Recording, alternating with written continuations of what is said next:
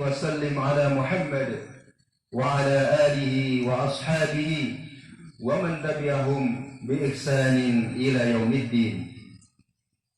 يا أيها الذين آمنوا اتقوا الله حق تقاته ولا تموتن إلا وأنتم مسلمون. يا أيها الناس اتقوا ربكم الذي خلقكم من نفس واحدة وخلق منها زوجها وبث منهما رجالا كثيرا ونساء واتقوا الله الذي تساءلون به والأرحام إن الله كان عليكم رقيبا. يا أيها الذين آمنوا اتقوا الله وقولوا قولا سديدا يصلح لكم أعمالكم ويغفر لكم ذنوبكم ومن يطع الله ورسوله فقد فاز فوزا عظيما.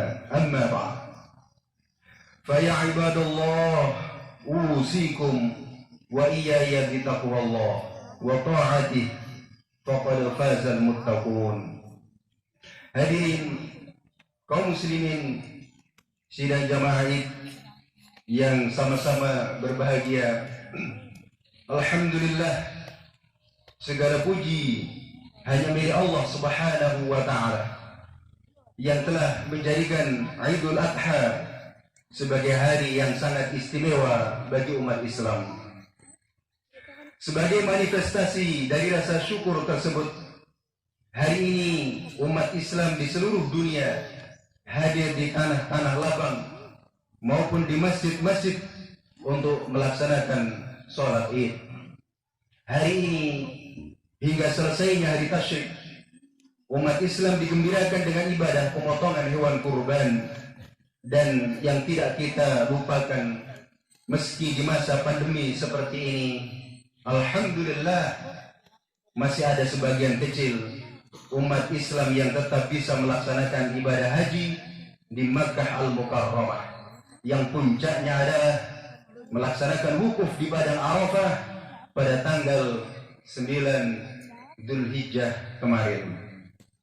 Selanjutnya, marilah kita mengaturkan ucapan sholawat dan salam kepada baginda Rasulullah Muhammad sallallahu alaihi wasallam sebagaimana yang diperintahkan oleh Allah dalam Al-Quran surat Al-Ahzab ayat yang ke-56. A'udzu billahi minasyaitonir rajim. Innallaha wa malaikatahu yusholluna 'alan nabi. Ya ayyuhalladzina amanu shallu 'alaihi wa sallimu taslima. Sesungguhnya Allah dan para malaikatnya bersalawat kepada Nabi.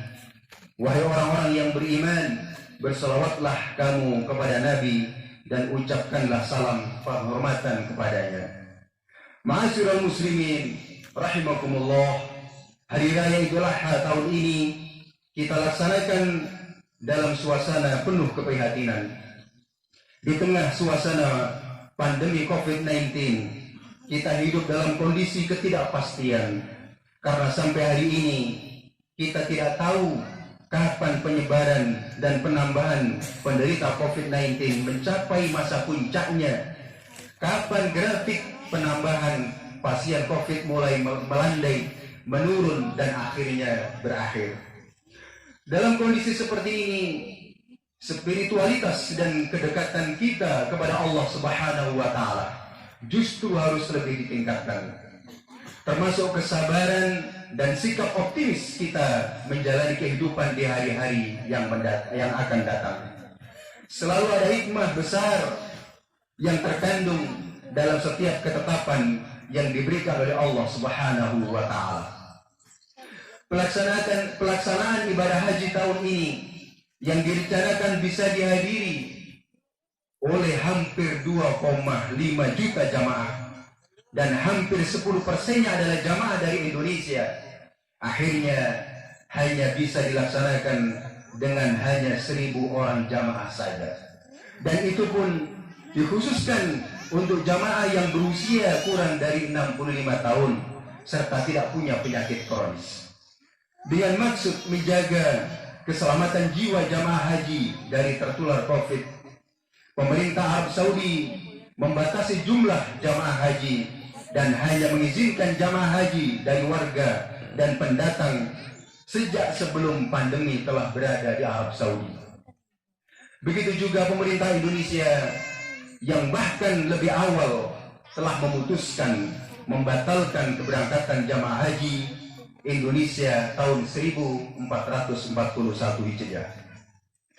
Bisa kita maklumi kekecewaan dan kesedihan saudara kita, keluarga kita, sahabat kita, tetangga kita yang telah mempersiapkan diri belasan tahun, bahkan puluhan tahun untuk memenuhi panggilan Allah ke Baitullah, dan saat-saat akhir persiapan keberangkatan harus dibatalkan. Sebagai orang yang beriman, kita harus yakin bahwa setiap Allah menurunkan cobaan dan ujian, pasti ada hikmah besar yang menyertainya. Sehingga sikap yang seharusnya kita munculkan adalah sabar dan pasrah sambil berdoa semoga Allah memberi karunia yang lebih baik. Allah Subhanahu wa taala berfirman dalam surah Al-Anfal ayat yang ke-46, wasbiru innallaha ma'as-sabirin. Bersabarlah kalian, sesungguhnya Allah bersama orang-orang yang sabar. Jamaah salat Idul Adha rahimakumullah, bisa menghadirkan kesabaran bukanlah perkara yang ringan, apalagi terhadap sesuatu yang sudah diniatkan sekian lama.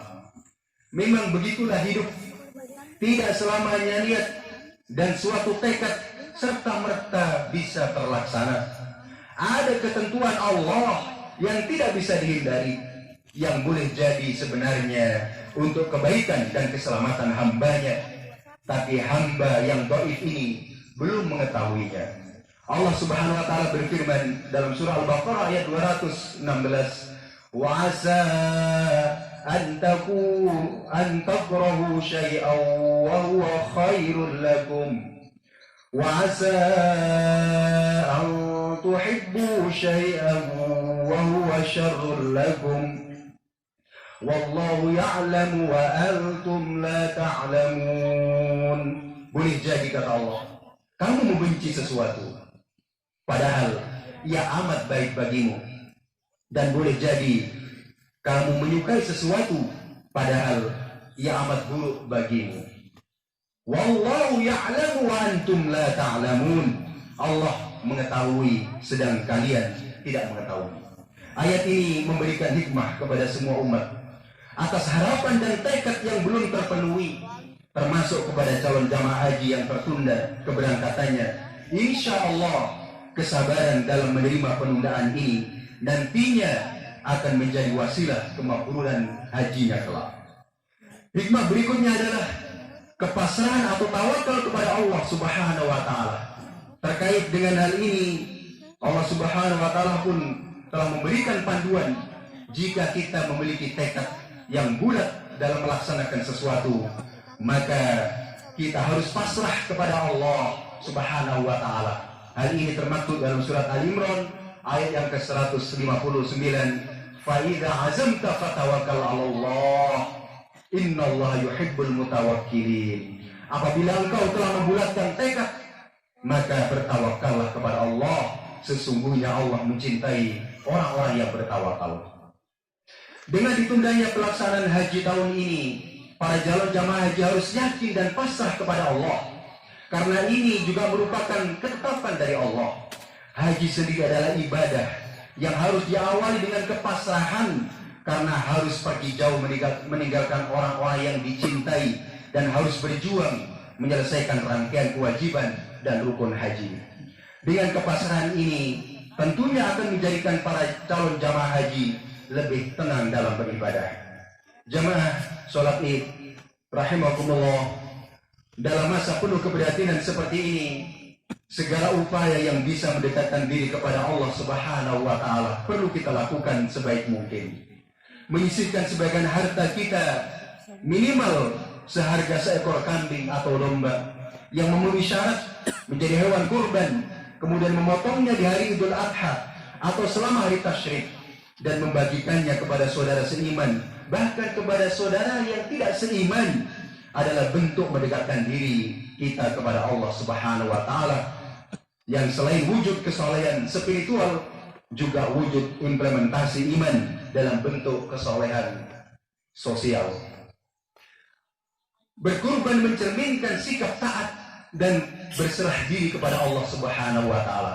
Allah berfirman, "Walikulli ummatin ja'alna mansaka liyadhkuru ismallahi 'ala ma razaqahum min bahimatil an'am fa ilahukum ilahu wahidun falahu aslimu wa basyiril mukhbitin."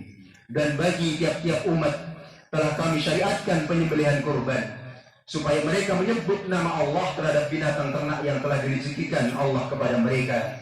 Maka Tuhanmu ialah Tuhan yang Maha Esa. Karena itu berserah dirilah kamu kepada Allah dan berilah kabar gembira kepada orang-orang yang tunduk patuh kepada Allah. Dalam kondisi Indonesia seperti saat ini, pelaksanaan ibadah kurban akan punya makna yang lebih kuat dan kesan yang lebih mendalam. Akibat resesi ekonomi yang diperparah dengan pandemi COVID-19, skenario terburuk bagi Indonesia adalah pengangguran meningkat hingga 5,2 juta orang dan peningkatan jumlah angka kemiskinan hingga 3,78 juta orang. Maka inilah kesempatan terbaik bagi kita yang mampu untuk berkorban. Orang miskin lama dan orang miskin baru, orang yang sedang bersedih dan kebingungan karena PHK, anak-anak yang mungkin sudah berbulan-bulan tidak pernah merasakan enaknya makan daging, hari ini telah mempersiapkan alat pemanggang, arang, dan tusuk sate, serta membayangkan kegembiraan karena akan menerima daging korban. Gembirakanlah mereka, buatlah mereka tersenyum, dan hapuskanlah kesedihan mereka, setidaknya dalam beberapa hari ke depan, dengan hewan-hewan kurban yang akan dipotong pada hari ini dan di hari-hari tasyrik. Jangan sampai kita menjadi bagian dari umat Islam yang mendapatkan peringatan keras dari Rasulullah SAW, sebagaimana dalam sabdanya yang diriwayatkan oleh Ahmad, "Man wajada sa'atan falam yudhi fala yaqrabanna musallana." Barang siapa yang memiliki kelapangan rezeki namun tidak melakukan kurban, maka janganlah mendekati tempat sholatku ini, yaitu sholat Idul Adha. Peluang dan kesempatan berkorban di Indonesia masih sangat luas dan tidak harus khawatir tidak bisa tersalurkan. Setiap tahun Baitul Mal Hidayatullah dengan program Kurban Berkah Nusantara mendistribusikan hewan-hewan kurban ke daerah pelosok dan pedalaman, dan selalu saja menemukan lokasi baru yang dilaporkan pertama kali ini di tempatnya menerima hewan kurban, atau sudah bertahun-tahun tidak mendapatkan distribusi hewan kurban. Hal ini bukan sesuatu yang mengejutkan, karena data dari Organisasi Pangan dan Pertanian Dunia FAO menyebutkan bahwa tingkat konsumsi protein hewani masyarakat Indonesia masih sangat jauh tertinggal, bahkan dengan beberapa negara ASEAN.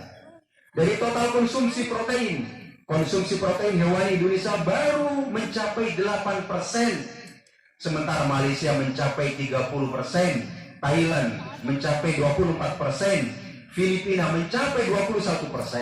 Padahal protein hewani merupakan sumber pangan yang sangat baik untuk masa pertumbuhan dan perkembangan anak-anak karena kandungan asam aminonya yang sangat lengkap.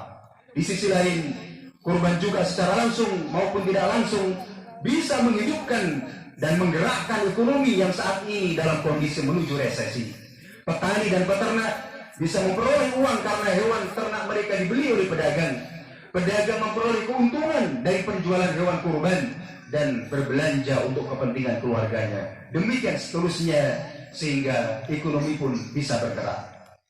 Kurban bisa menjadi bukti kepekaan sosial masyarakat yang mampu terhadap yang tidak mampu. Kurban semakin memberikan kesadaran kepada kita bahwa harta yang kita miliki bukanlah mutlak milik kita. Harta dan materi yang kita miliki di dunia ini hanya titipan dari Allah Subhanahu wa Ta'ala, yang di dalamnya terdapat haknya orang lain. Kenikmatan yang kita rasakan tidak akan berkurang sedikit pun ketika harus berbagi dengan orang lain melalui pembelian hewan kurban. Kita harus menyadari bahwa sesungguhnya hakikat memberi adalah menerima, yaitu menerima ganti yang lebih baik dari Allah Subhanahu wa Ta'ala. Manusia tidak perlu khawatir karena nikmat Allah Subhanahu wa Ta'ala sangatlah banyak.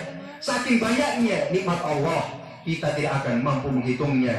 Dan Allah Subhanahu wa Ta'ala berfirman dalam surah An-Nahl ayat ke-18, wa in ta'uddu ni'matallahi la tuhsuha innallaha laghafurur rahim. Dan jika kamu menghitung-hitung nikmat Allah, niscaya kamu tidak akan dapat menentukan jumlahnya. Sesungguhnya Allah benar-benar Maha Pengampun lagi Maha Penyayang. Dengan pengorbanan harta melalui hewan kurban ini, kita juga mampu semakin dekat dengan Allah Subhanahu wa Ta'ala. Hal ini selaras dengan makna kurban itu sendiri yang berasal dari bahasa Arab. Qariba yaqrabu kurban wa kurbanan wa kirbanan, yang artinya adalah dekat, sehingga kurban adalah mendekatkan diri kepada Allah dengan mengerjakan sebagian perintahnya. Dari hal ini kita bisa menarik dua hikmah dari ibadah kurban di masa pandemi ini. Yang pertama adalah hikmah vertikal, yakni semakin dekatnya kita kepada Allah Subhanahu wa Ta'ala. Dan hikmah yang kedua adalah hikmah horizontal, yakni kedekatan dengan sesama manusia dengan saling berbagi rezeki di antara sesama. Jamaah sholat Id rahimakumullah, kita berharap pandemi ini segera berakhir dan tahun depan ibadah haji bisa dilaksanakan sebagaimana mestinya. Suatu saat kita juga berharap agar ibadah haji selain ibadah ritual yang bersifat sangat personal, juga bisa menjadi forum untuk bertemunya umat Islam dalam suatu tempat yang suci dan disucikan, yaitu Mekah dan Madinah.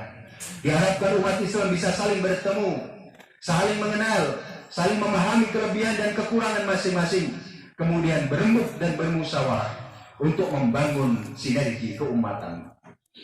Harus selalu kita ingat bahwa banyak pejuang-pejuang kemerdekaan Indonesia, khususnya tokoh-tokoh pergerakan Islam, terinspirasi, termotivasi, serta mendapatkan wawasan untuk perlawanan terhadap penjajah Belanda juga diawali dari kepergian mereka menunaikan ibadah haji ini.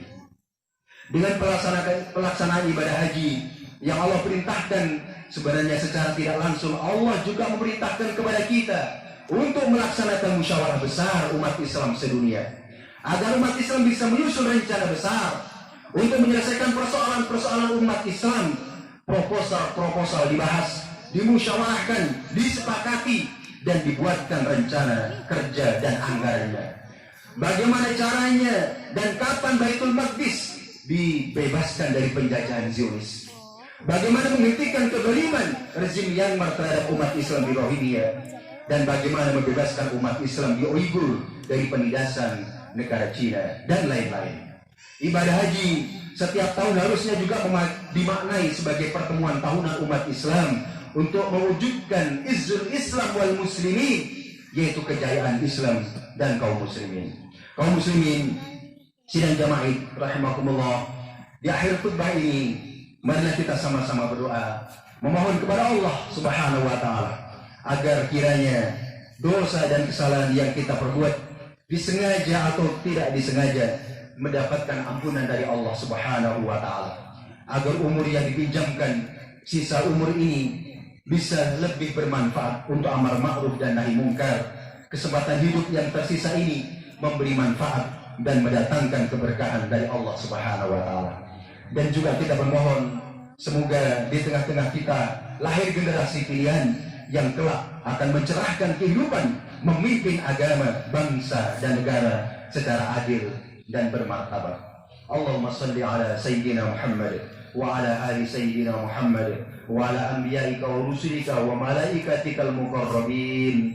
Wardallahumma 'anil khulafa'ir rasyidin Abi Bakr wa Umar wa Uthman wa Ali wa an baqiyatis sahabah wat tabi'in wa tabi'it tabi'in lahum bi ihsanin ila yaumiddin. Warḍa 'anna ma'hum bi rahmatika ya arhamar rahimin. Allahumma ighfir lil muslimina wal muslimat wal mu'minina wal mu'minat al ahya'i minhum wal amwat. Allahumma 'izzal islam wal muslimin wa adhill asy-syirka wal musyrikin وانصر عبادك الموحدين وانصر من نصر الدين واحذل من خذل المسلمين ودمر أعداء الدين وعلي كلماتك إلى يوم الدين. اللهم ادفع عنا البلاء والوباء والزلازل والمحن وسوء الفتنة ما ظهر منها وما بطن عن بلدنا إندونيسيا خاصة وسائر بلدان المسلمين عامة رب العالمين. ربنا آتنا في الدنيا حسنة وفي الآخرة حسنة وقنا عذاب النار. سبحان ربك رب العزة عما يصفون وسلام على المرسلين والحمد لله رب العالمين. والسلام عليكم ورحمة الله وبركاته.